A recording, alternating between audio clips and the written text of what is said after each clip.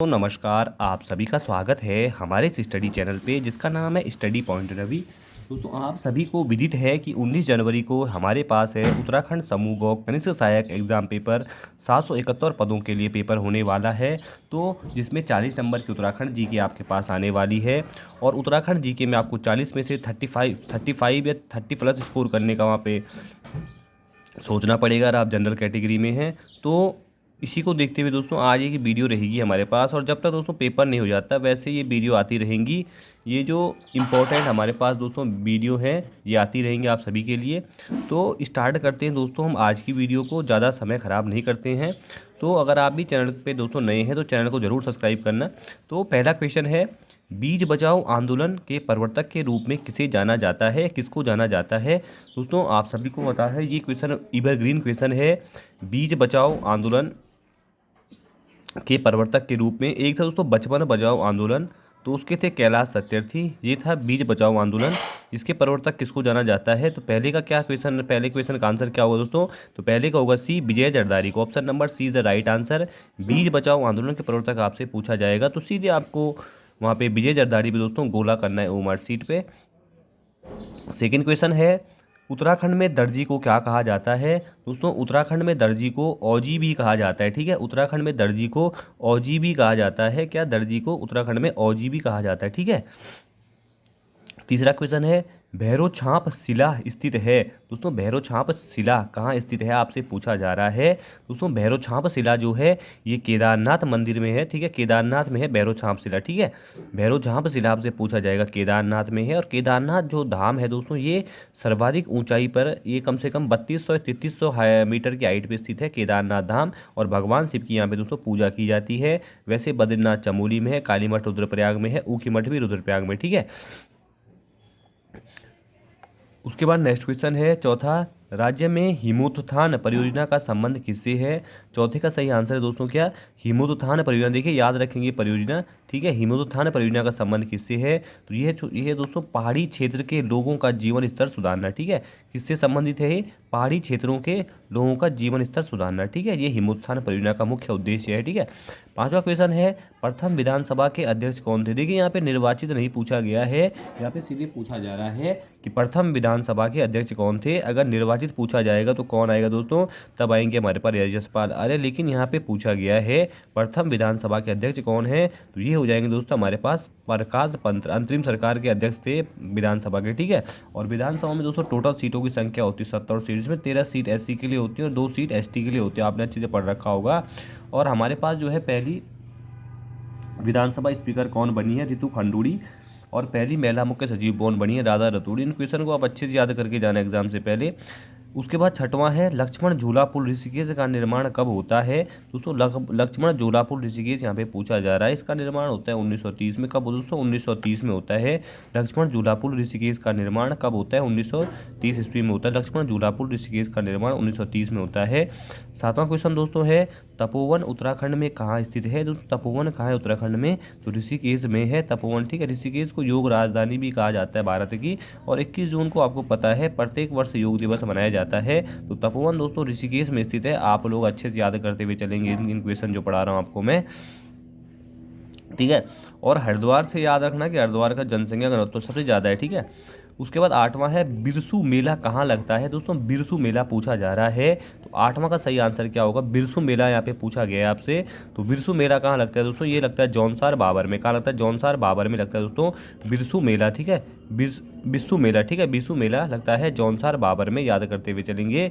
नौवां क्वेश्चन है, उत्तरकाशी में गोविंद वन्य जीव विहार की। देखिए सबसे पहले याद रखेंगे आप कि गोविंद वन्य जीव विहार किस जिले में है दोस्तों, तो सीधे ये याद रखेंगे आप उत्तरकाशी जिले में गोविंद वन्य जीव विहार।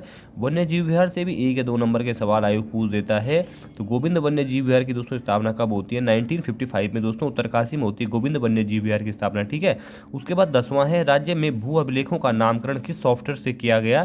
दोस्तों भू अभिलेखों का नामकरण राज्य में किया गया देवभूमि नाम के सॉफ्टवेयर से किया गया भू अभिलेखों का नामकरण। ठीक है, राज्य में भू अभिलेखों का नामकरण किया गया देवभूमि नामक सॉफ्टवेयर से। उसके बाद हमारे पास 11वां क्वेश्चन है, पार्वती ने शिव की प्राप्ति हेतु घोर तपस्या की थी। दोस्तों पार्वती ने शिव की प्राप्ति हेतु घोर तपस्या कहाँ पे की थी, तो ये दोस्तों बिल्वकेश्वर मंदिर, बिल्वकेश्वर मंदिर में की थी। और माया देवी मंदिर, चंडी मंदिर, कुशावर्त घाट दोस्तों ये सभी कहाँ है, हरिद्वार डिस्ट्रिक्ट में, ठीक है, हरिद्वार डिस्ट्रिक्ट में सभी मंदिर स्थित हैं। 12वां है गढ़ राजवंश किसकी श्रेष्ठ रचना है। दोस्तों गढ़ राजवंश बहुत बार पूछा जाता है ये क्वेश्चन, ये 12वें का है, बी मोलाराम की रचना है। और मोलाराम प्रसिद्ध साहित्यकार दोस्तों, मोलाराम प्रसिद्ध चित्रकार रहे हैं, ठीक है। इनको गढ़वाल के कई राजाओं का संरक्षण प्रदान हुआ, जैसे सुदर्शन शाह हो गया, प्रदीप शाह हो गया, ठीक है।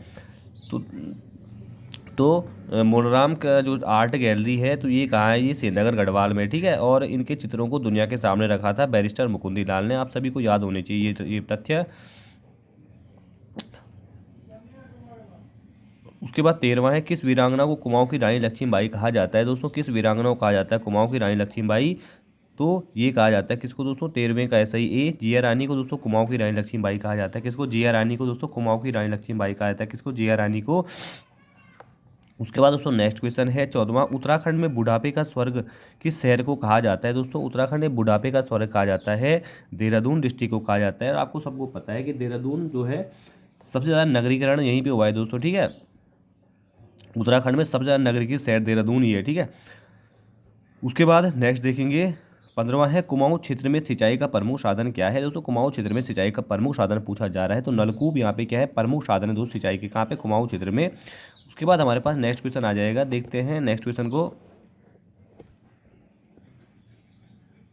उसके बाद 16वां है उत्तराखंड में निम्न श्रेणी की कृषि भूमि को क्या कहा जाता है। दोस्तों निम्न श्रेणी जिसमें जो जो होता है कि अन्न नहीं उपजता है, बहुत कम मात्रा में जो उर्वर भूमि नहीं होती है, वो पूछा जा रहा है आयोग के द्वारा यहाँ पे। तो निम्न श्रेणी की कृषि भूमि जो होती है इसको क्या कहा जाता है उत्तराखंड में, तो इसको दोस्तों खील कहा जाता है। क्या, खील इसको कहा जाता है, याद करते हुए चलेंगे आप सभी लोग। और तालाव और जलाओं क्या होती है दोस्तों, तालाव काफ़ी अच्छी भूमि मानी जाती है, ठीक है। 17वां क्वेश्चन है कुमाऊं और नेपाल की कौन सी नदी अलग करते हैं। देखिए दोस्तों कुमाऊं और नेपाल को, हमारे पास जो काली नदी है उत्तराखंड राज्य की सबसे लंबी नदी है, 252 किलोमीटर लंबी ये नदी है, ठीक है। इसी पे दोस्तों पंचेश्वर डैम बनाया जा रहा है, ठीक है। तो कुमाऊं और नेपाल को कौन सी नदी अलग करती है, तो ये काली नदी अलग करती है, ठीक है। कुमाऊं नेपाल को काली नदी अलग करती है। उसके बाद नेक्स्ट क्वेश्चन है भारतीय इतिहास में अलकनंदा का दूसरा नाम क्या है। दोस्तों अलकनंदा का दूसरा नाम है हिरण्यवती, ठीक है। और अलकनंदा फिर उत्तराखंड में क्या है, पांचों प्रयाग हैं। इसके बाद हमारे पास 19वां क्वेश्चन आएगा। आगे दोस्तों हमारे पास पंवार वंश का चाणक्य किसे कहा जाता है। दोस्तों पंवार वंश का चाणक्य कहा जाता है पुरिया नैथानी को, ठीक है। किसको कहा जाता है, पुरिया नैथानी को कहा जाता है पंवार वंश का चाणक्य। अजयपाल के द्वारा दोस्तों धूलिपाथा यहाँ पे स्टार्ट किया जाता है, क्वेश्चन पूछा जाता है, ठीक है। और अजयपाल का महल जो टूटा था ये बाढ़ में, तो 1899 में टूटा था। 1803 में भयंकर भूकंप गढ़वाल में आता है, जिसमें अजयपाल का महल क्या, भूकंप से उसमें छत विछत हो जाता है, ठीक है। तो यहाँ पे गोरखा इसका फायदा उठाए गढ़वाल अटैक करते हैं और गढ़वाल को विजित करते हैं, ठीक है। उस टाइम भूकंप आता है गढ़वाल में। 20वां है श्री मांडू सिद्ध मंदिर किस जनपद में कहाँ स्थित है। दोस्तों श्री मांडू सिद्ध मंदिर जो है ये देहरादून में स्थित है। कहाँ पे, देहरादून में। अच्छे से याद करते हुए चलेंगे, जो क्वेश्चन आपको बता रहा हूँ मैं, ये इंपॉर्टेंट क्वेश्चन है और बार बार एग्जाम में पूछे जाते हैं। दोस्तों मांडू सिद्ध मंदिर का है देहरादून में। पंवार वंश का चाणक्य आपको सभी को पता लग गया, पुरिया नैथानी को। देखिए दोस्तों 19 तारीख का एग्जाम, वहाँ पे ज़्यादा नेगेटिव मार्किंग ना करना, जो आपको अच्छे से क्वेश्चन आएंगे वही क्वेश्चन वहाँ पे अटैम्प्ट करना, ठीक है। श्री मांडू सिद्ध मंदिर कहाँ है, सीधा चंपावत में दोस्तों श्री मांडू सिद्ध मंदिर, सॉरी दोस्तों देहरादून में श्री मांडू सिद्ध मंदिर है, गलती से मेरे मुंह से निकल गया ये। उसके बाद 21वां उत्तराखंड राज्य की मुख्य खरीफ की फसल कौन सी है। देखिए दोस्तों खरीफ रबी आप सभी को पता है खरीफ की, लेकिन यहाँ पे पूरी सब वैसे सभी ये सब फसल दे रखी है, ये खरीफ की फसल है दोस्तों, ये खरीफ की फसल है दोस्तों ये। तो ये क्या, ये मुख्य खरीफ की फसल कौन सी है, तो दोस्तों ये सभी क्या है, चावल क्या है, उत्तराखंड राज्य की मुख्य खरीफ की फसल है, याद करते हुए चलेंगे। दोस्तों अगर आप भी हमारे चैनल पे नए हैं तो चैनल को सब्सक्राइब जरूर करना। 22वां क्वेश्चन है प्राचीन काल में बाड़ाहाट के नाम से प्रसिद्ध तीर्थ का वर्तमान में क्या नाम है। दोस्तों प्राचीन काल में बाड़ाहाट नाम से प्रसिद्ध तीर्थ का वर्तमान में नाम क्या है, तो यह दोस्तों उत्तरकाशी दोस्तों बाड़ाहाट का प्राचीन नाम है। सो उत्तरकाशी का प्राचीन नाम बाड़ाहाट है। तो यहाँ पे रुद्रप्रयाग का पूछा जाएगा तो पुनाड़ है। ऋषिकेश का ऋषिकेश नाम इसको मिल जाता है, ठीक है। 23वां दोस्तों थारू जनजाति के लोग दोपहर के भोजन को क्या कहते हैं, इंपॉर्टेंट है, इस टाइप क्वेश्चन बन जाते हैं। 23वें का दोस्तों बी है, थारू जनजाति के लोग दोस्तों दोपहर के भोजन को क्या कहते हैं, तो ये कहते हैं दोस्तों क्या, मिजनी, मिजनी कहते हैं। थारू जनजाति के लोग दोपहर के भोजन को क्या, मिजनी कहते हैं, ठीक है। 24वां है दोस्तों, किंग ऑफ कुमाऊं किसे कहा जाता है। दोस्तों किंग ऑफ कुमाऊं किसे कहा जाता है, तो 24वें का दोस्तों किंग ऑफ कुमाऊं आपसे पूछा जा रहा है। 24वें का बी, किंग ऑफ बिना ताज का बादशाह भी हेनरी रैमजे को कहा जाता है, ठीक है। हेनरी रैमजे दोस्तों कुमाऊं के लोगों से इतना घुल मिल गए थे कि ये कहा जाता है कि ये कुमाऊनी बोलना भी वहाँ पे थोड़ा बहुत सीख गए थे, ठीक है। और इनके द्वारा ही गढ़वाल में पटवारी की व्यवस्था और उसके पद सृजित किए जाते हैं, ठीक है।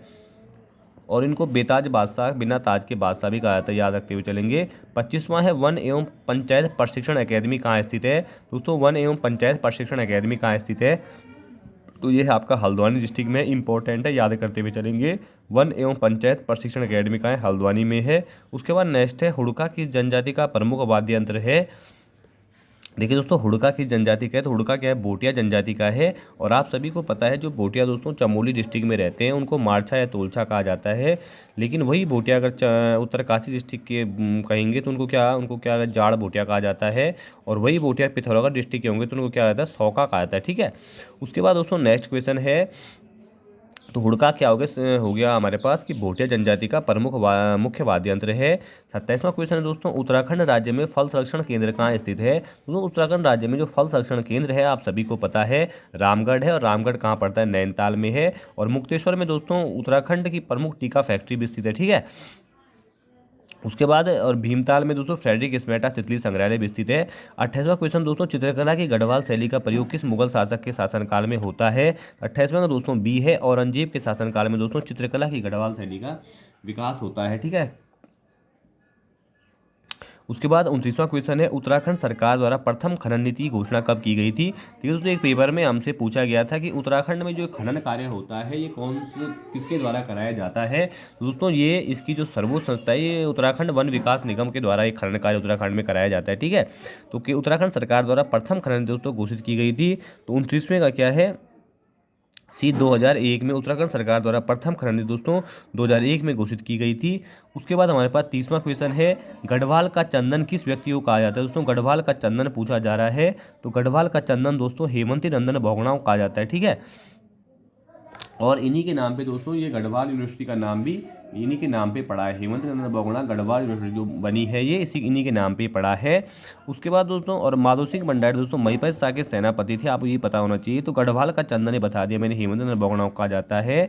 उसके बाद दोस्तों नेक्स्ट क्वेश्चन है 22वां, मृणाल पांडे का जन्म कहाँ होता है। दोस्तों मृणाल पांडे का दोस्तों जन्म कहाँ होता है, आपसे पूछा जा रहा है मृणाल पांडे का जन्म कहाँ होता है।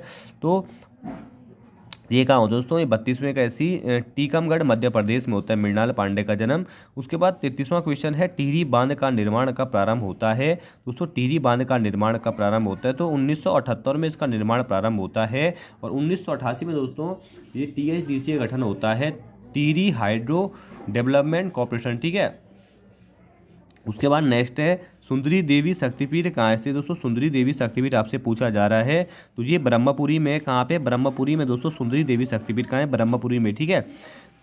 35वें है, मायके की स्मृति में डूबी नायिकाओं द्वारा हृदय विदारक गतिमय नृत्य कौन सा है। दोस्तों मायके की जो स्मृति में डूबी नायिकाएं होती हैं इनके द्वारा हृदय विदारक गीत कौन सा गाया था, तो ये गीत कौन सा है, तो ये हो जाएगा दोस्तों खुदेड़ गीत। कौन सा, खुदेड़ गीत।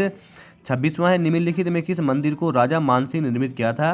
दोस्तों राजा मानसिंह ने गंगा मंदिर, माँ गंगा मंदिर को राजा मानसिंह द्वारा निर्मित किया गया था। दोस्तों ये थी हमारे पास उत्तराखंड के 36 क्वेश्चन। उम्मीद करता हूँ आपको सीरीज ये हमारे द्वारा चलाई जा रही पसंद आ रही होगी। और GK GS की भी दोस्तों मैं लगातार क्लास ला रहा हूँ आप सबके लिए, तो उम्मीद करता हूँ आप सभी लोग अच्छे से पढ़ाई कर रहे होंगे 19 तारीख एग्जाम के लिए। तो आज की वीडियो में दोस्तों इतना ही। इन क्वेश्चन को एग्जाम से पहले जरूर देख के जाना, आपको एग्जाम हॉल में दोस्तों काफ़ी हेल्प मिलेगी। तो आज की वीडियो दोस्तों इतनी, धन्यवाद।